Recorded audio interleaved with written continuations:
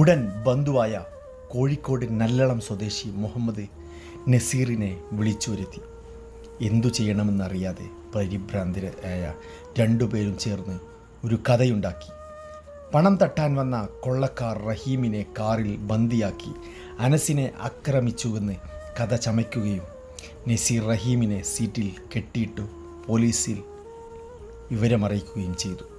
എന്നിരുന്നാലും 2006 നടന്ന സംഭവത്തിൽ ഏകദേശം 18 കൊല്ലമായിട്ടും ഇതുവരെ സൗദി ഭരണകൂടം വധശിക്ഷ നടപ്പിലാക്കിയിട്ടില്ല.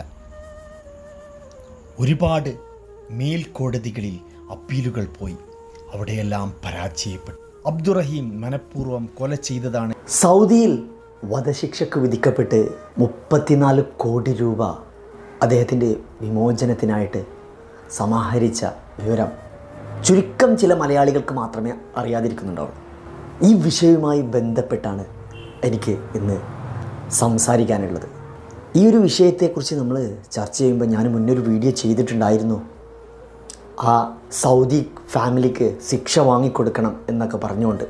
പക്ഷേ ഞാനതിനെക്കുറിച്ച് കുറച്ചുകൂടെ ഡീറ്റെയിൽ ആയിട്ട് മനസ്സിലാക്കിയപ്പോഴും എനിക്ക് കിട്ടിയ ചില പത്ര റിപ്പോർട്ടുകളുടെ അടിസ്ഥാനത്തിലാണ് ഞാനിന്ന് നിങ്ങളോട് സമർത്ഥിക്കുന്നത്, അല്ലെങ്കിൽ ഞാൻ നിങ്ങളുമായി ഷെയർ ചെയ്യുന്നത്.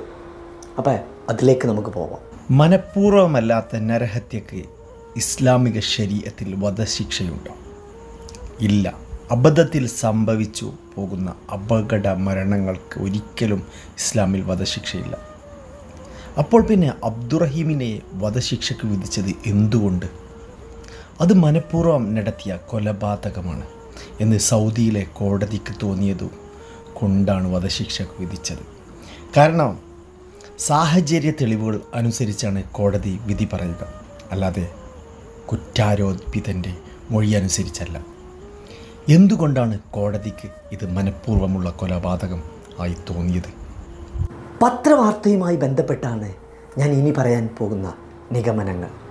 ഇതുമായി ബന്ധപ്പെട്ട് എനിക്ക് ആരെയും നേരത്തെ പരിചയമില്ലെന്ന് ഞാൻ ആദ്യമേ പറയുന്നു.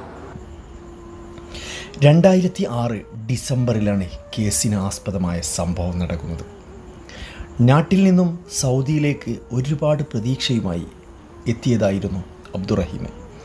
സൗദിയിൽ ഒരു വീട്ടിൽ ഡ്രൈവറായി പ്രവാസം തുടങ്ങി. ഹൗസ് ഡ്രൈവറായി ജോലി തുടങ്ങിയ ആ മാസം തന്നെ റഹീമിൻ്റെ ജീവിതത്തെ മാറ്റിമറിച്ച ആ സംഭവമുണ്ടായി. വീട്ടിലെ സുഖമില്ലാത്ത ഇളയ കുട്ടിയായ അനസിനെ പുറത്തു കൊണ്ടുപോവുകയും വരികയുമായിരുന്നു റഹീമിൻ്റെ ജോലി. ഒരു പ്രത്യേക മെഡിക്കൽ ഉപകരണം, ട്രക്കിയോസ്റ്റം ട്യൂബും അതിനോട് കണക്ട് ചെയ്തിട്ടുള്ള വെന്റിലേഷൻ മെഷീനും നിലനിർത്തിക്കൊണ്ടാണ് ഈ കുട്ടിയുടെ ജീവിതം നിലനിർത്തുന്നത്. ഈ മെഡിക്കൽ ഉപകരണങ്ങൾ എന്നത് കഴുത്തിൽ ശ്വാസൻ നാളത്തിലേക്ക് തുളയിട്ടു ട്രക്കിയോസ്റ്റമി ട്യൂബും അതിൽ കണക്ട് ചെയ്തിട്ടുള്ള പോർട്ടബിൾ വെന്റിലേറ്റർ മെഷീനും ആയിരിക്കുമോ. അങ്ങനെ ഒരു ദിവസം പുറത്തേക്ക് കുട്ടിയുമായി പോകുമ്പോൾ റെഡ് സിഗ്നൽ കട്ട് ചെയ്യാനും വേഗതയിൽ ഓടിക്കാനും കുട്ടി റഹീമിനെ നിർബന്ധിച്ചു. അത് ചെയ്യാത്തതിനാൽ റഹീമിനെ കുട്ടി പിന്നിൽ നിന്നും മുഖത്തേക്ക് തുപ്പുകയും തലയിൽ അടിക്കുകയും ചെയ്തു എന്നാണ് റഹീം പറയുന്നത്. തലയിൽ അടിക്കുന്നതും തുപ്പുന്നതും തുടർന്നപ്പോൾ സ്റ്റിയറിംഗ് കൈവച്ചുകൊണ്ട് ഒരു കൈ റഹീം കുട്ടിയെ തടഞ്ഞു. അബ്ദുറഹീമിൻ്റെ കൈ അബദ്ധത്തിൽ അനസിൻ്റെ കഴുത്തിൽ ഘടിപ്പിച്ച ഉപകരണങ്ങളിൽ തട്ടി ഡിസ്കണക്റ്റായി. തുടർന്ന് കുട്ടി ബോധരഹിതനാവുകയായിരുന്നു. പിന്നീട് യാത്ര തുടർന്ന റഹീം അനസിൻ്റെ ബഹളമൊന്നും കേൾക്കാതായപ്പോൾ പന്തികേട് തോന്നി. പരിശോധിച്ചപ്പോഴാണ് ചലനമറ്റ് കിടക്കുന്നതായി ബോധ്യപ്പെട്ടത്. ഉടൻ ബന്ധുവായ കോഴിക്കോട് നല്ലളം സ്വദേശി മുഹമ്മദ് നസീറിനെ വിളിച്ചു വരുത്തി. എന്തു ചെയ്യണമെന്നറിയാതെ പരിഭ്രാന്തരായ രണ്ടുപേരും ചേർന്ന് ഒരു കഥയുണ്ടാക്കി.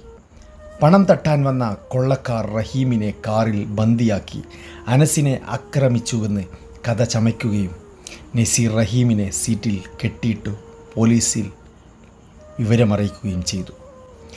പോലീസെത്തി റഹീമിനെയും ചോദ്യം ചെയ്യലിന് ശേഷം നസീറിനെയും കസ്റ്റഡിയിലെടുക്കുകയാണ് ഉണ്ടായത്. കേസ് വഴിതിരിച്ചുവിടാൻ ശ്രമിച്ചത് ഇരുവർക്കും വിനയായി. പോലീസ് അന്വേഷണത്തിൽ ഇവർ പറഞ്ഞ കഥ നുണയാണെന്ന് വ്യക്തമായി.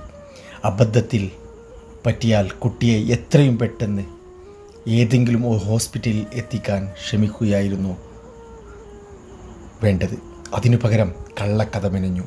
അത് പൊളിയുകയും ചെയ്തു. ഇത്തരം ഒരു സാഹചര്യത്തിൽ ഇത് മനഃപൂർവ്വം ചെയ്ത കൊലപാതകമാണ് എന്ന് ആ കുടുംബത്തിനും കോടതിക്കും തോന്നിയാൽ കുറ്റം പറയാൻ പറ്റില്ല. ആ അറബി ഫാമിലിക്ക് പകരം കേരളത്തിലെ ഒരു മലയാളി ഫാമിലിയെ സങ്കല്പിക്കുക. വീട്ടിലെ ഡ്രൈവറായി 1 മാസം മുമ്പ് മാത്രം ഹൗസ് ഡ്രൈവറായി ജോലിയിൽ ചേർന്ന ഒരു ബംഗാളിയെയും സങ്കല്പിക്കുക. ബംഗാളി ഡ്രൈവർ കൊണ്ടുപോയ മലയാളി കുട്ടി കാറിൽ വെച്ച് മരണപ്പെടുന്നു. കൊള്ളക്കാർ വന്ന് തന്നെ കെട്ടിയിട്ടു കുട്ടിയുടെ മെഡിക്കൽ ഉപകരണം ഡിസ്കണക്റ്റാക്കി. അങ്ങനെ കുട്ടി മരണപ്പെട്ടു എന്ന് ബംഗാളി ഡ്രൈവർ മൊഴി നൽകുന്നു. ഈ മൊഴി പച്ചക്കള്ളമാണെന്ന് കേരള പോലീസിൻ്റെ തുടർ അന്വേഷണങ്ങളിൽ തെളിയുന്നു എന്നും കരുതുക. അത്തരം ഒരു സന്ദർഭത്തിൽ നമ്മുടെ പോലീസും കോടതിയും പൊതുജനവും എല്ലാം എത്തുന്ന നിഗമനം ഇത് ബംഗാളി മനഃപൂർവ്വം നടത്തിയ കൊലപാതകം ആണ് എന്നായിരിക്കും എന്നതിൽ എനിക്കൊരു സംശയവുമില്ല. സത്യത്തിൽ അത് തന്നെയാണ് അബ്ദുറഹീമിൻ്റെ കാര്യത്തിലും സംഭവിച്ചത്. മനഃപൂർവ്വം കൊലപാതകത്തിനുള്ള ഇസ്ലാമിക ശിക്ഷ എന്താണ്? അതിൽ കോടതിക്കുള്ള പങ്ക് എന്താണ്? കുടുംബത്തിനുള്ള പങ്ക് എന്താണ്? കൊലപാതകമാണ് എന്ന് സംശയിക്കപ്പെടുന്ന കേസുകൾ പരിശോധിച്ച് തെളിവിൻ്റെ അടിസ്ഥാനത്തിൽ അത് കൊലപാതകം ആണോ അതോ അബദ്ധത്തിൽ സംഭവിച്ചു പോയതാണോ എന്ന് തീർപ്പാക്കുക എന്നത് മാത്രമാണ് ഇസ്ലാമിക കോടതിയുടെ റോൾ. കൊലപാതകം ആണ് എന്ന് കോടതി വിധിച്ചു കഴിഞ്ഞാൽ പിന്നീട് എന്താണ് ശിക്ഷ വേണ്ടത് എന്ന് തീരുമാനിക്കുന്നത് കോടതിയല്ല, മറിച്ച് കൊല്ലപ്പെട്ട ആളുടെ ഉറ്റ ബന്ധുക്കളാണ്. അതാണ് ഇസ്ലാമിക ശരീഅത്തും ഇന്ത്യൻ പീനൽ കോഡും പോലെയുള്ള നിയമങ്ങളും തമ്മിലുള്ള പ്രധാന വ്യത്യാസം. പ്രതിക്ക് വധശിക്ഷ നൽകാം, നഷ്ടപരിഹാരം വാങ്ങി പ്രതിയെ വെറുതെ വിടാം. നഷ്ടപരിഹാരം ഒന്നും വാങ്ങാതെ തന്നെ മാപ്പ് നൽകി പ്രതിയെ വെറുതെ വിടാം. ഇതിൽ ഏതു വേണമെന്ന് തീരുമാനിക്കാനുള്ള അവകാശം മരണപ്പെട്ട ആളിൻ്റെ ഉറ്റ ബന്ധുക്കൾക്ക് ആണ് ഉള്ളത്, അല്ലാതെ കോടതിക്കോ ഭരണകൂടത്തിനോ അല്ല. ഇന്ത്യൻ നിയമത്തിൽ നിന്നും തികച്ചും വ്യത്യസ്തമായ ഈ ഒരു കാര്യം നമ്മൾ കൃത്യമായി മനസ്സിലാക്കണം. അബ്ദുറഹീം മനഃപൂർവ്വം ചെയ്ത കൊലപാതകമാണ് എന്നാണ് മരണപ്പെട്ട കുട്ടിയുടെ ബന്ധുക്കൾ വിശ്വസിക്കുന്നത്. സാഹചര്യ തെളിവുകൾ അനുസരിച്ച് കോടതിയും അങ്ങനെയാണ് വിധിച്ചത്. പറ്റിയ അബദ്ധം മറച്ചുവെക്കാനായി കള്ളക്കഥ മെനഞ്ഞുകൊണ്ട് തന്നെ അബ്ദുറഹീമിൻ്റെ മൊഴികൾ കോടതിക്ക് വിശ്വാസയോഗ്യമല്ലാതായി. എന്നിരുന്നാലും 2006 നടന്ന സംഭവത്തിൽ ഏകദേശം 18 കൊല്ലമായിട്ടും ഇതുവരെ സൗദി ഭരണകൂടം വധശിക്ഷ നടപ്പിലാക്കിയിട്ടില്ല. ഒരുപാട് മേൽക്കോടതികളിൽ അപ്പീലുകൾ പോയി, അവിടെയെല്ലാം പരാജയപ്പെട്ടു. അബ്ദുറഹീം മനഃപൂർവ്വം കൊല ചെയ്തതാണ് എന്ന് വിശ്വസിക്കുന്ന അറബി കുടുംബം അയാൾക്ക് വധശിക്ഷ ലഭിച്ചാലേ നീതിയാവൂ എന്ന് കരുതുന്നുണ്ട്. അതുകൊണ്ടാവണം നഷ്ടപരിഹാരം സ്വീകരിച്ച് അയാളെ വെറുതെ വിട്ടുകൂടെ എന്ന കോടതികളുടെ ആവർത്തിച്ചുള്ള ചോദ്യങ്ങൾക്ക് അബ്ദുറഹ്മാനെ കൊണ്ട് ഒരിക്കലും സാധിക്കാത്ത അത്ര വലിയൊരു സംഖ്യ നഷ്ടപരിഹാരമായി അവർ ആവശ്യപ്പെട്ടിട്ടുണ്ടാവുക. അയാളെ കൊണ്ട് അതിന് ഒരിക്കലും സാധിക്കുകയില്ല എന്നും അങ്ങനെ വധശിക്ഷ നടപ്പിലാക്കാമെന്നും അറബി ഫാമിലി കരുതിയിട്ടുണ്ടാവണം.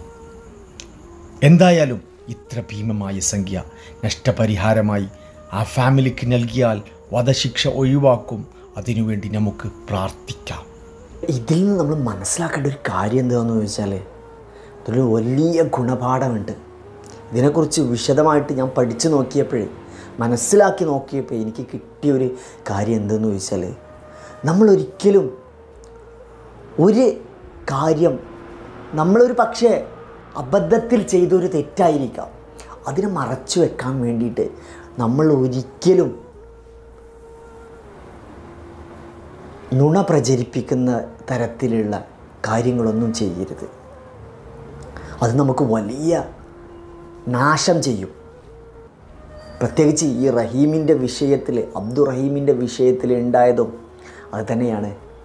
കാരണം നമ്മൾ ഒരു സത്യത്തിന് കൂടെ നിൽക്കുന്ന സമയത്ത്, അല്ലെങ്കിൽ നമ്മളെടുത്ത് ഒരു പക്ഷേ നമ്മൾ ഒരിക്കലും പ്രതീക്ഷിക്കാതെ ചെയ്ത ഒരു തെറ്റായിരിക്കും. ആ തെറ്റിനെ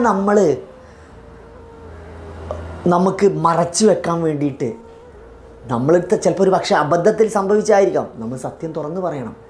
അതിന് മറച്ചു വെക്കാൻ വേണ്ടിയിട്ട് നമ്മൾ മറ്റെന്തെങ്കിലും നുണ, കളവ് നമ്മൾ ചെയ്ത് കഴിഞ്ഞാൽ, അല്ലെങ്കിൽ നുണ പ്രചരിപ്പിച്ചുകൊണ്ട് നമ്മൾ കോടതിയെ മുമ്പാകെ സമർത്ഥിച്ചു കഴിഞ്ഞാൽ അത് നമുക്കൊരു പക്ഷേ ഇതുപോലത്തെ വലിയ നാശം സംഭവിക്കാനുള്ള സാധ്യത ഉണ്ട്.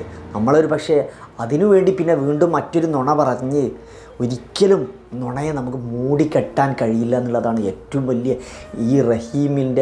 ഈ അബ്ദുറഹീമിൻ്റെ വിഷയത്തിൽ നമുക്ക് കിട്ടുന്ന ഏറ്റവും വലിയൊരു ഗുണപാഠം. അദ്ദേഹം ഏതായാലും അങ്ങനെ ഈ ഒരു സാഹചര്യത്തിൽ അങ്ങനെയൊക്കെ ആവേണ്ടി വന്നു.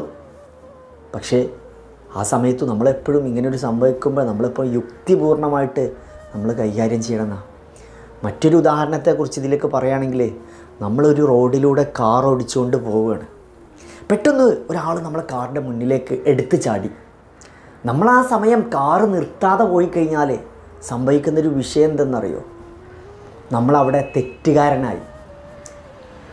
നമ്മൾ യഥാർത്ഥത്തിൽ അവിടെ അവനെ കാറിടിച്ച് കൊന്ന പോലെയുള്ള ഇതായി. കാരണം നമ്മളവിടെ നിർത്താതെ പോയി. അപ്പോൾ ആളുകൾ ഇനി എത്ര തന്നെ ആളുകൾ വിശ്വസിപ്പിച്ചാലും നമ്മളുടെ സത്യങ്ങൾ ആളുകൾ വിശ്വസിക്കില്ല. റഹീമിൻ്റെ വിഷയത്തിലും അതേ സംഭവിച്ചിട്ടുള്ളത്. കോടതി എത്ര തന്നെ ഇതായിട്ടും കോടതി അത് വിശ്വസിച്ചില്ല. അതേപോലെ തന്നെ ഈ ഒരു വിഷയത്തിൽ ഇപ്പോൾ ഈ കാറിടിച്ച് ഇതായി കഴിഞ്ഞാലും പിന്നെ നമ്മളൊരു മനഃപൂർവ്വം തെറ്റ് ചെയ്ത പോലെ ആയി മാറി. അപ്പോൾ എപ്പോഴും നമ്മളൊരു അബദ്ധത്തിൽ ചെയ്തൊരു കാര്യമാണെങ്കിൽ നമ്മൾ ഒരിക്കലും അതിനെ മൂടിക്കെട്ടരുത്. നമ്മൾ അറിയാതെ വലിയ വിപത്തുകളിൽ, നമ്മളൊരിക്കലും ചെയ്യാത്ത വിപത്തുകളിൽ നമ്മൾ പോയിട്ട് പെടും. അപ്പോൾ ഓക്കെ, മറ്റൊരു വീഡിയോസുമായി നമുക്ക് വീണ്ടും കാണാം.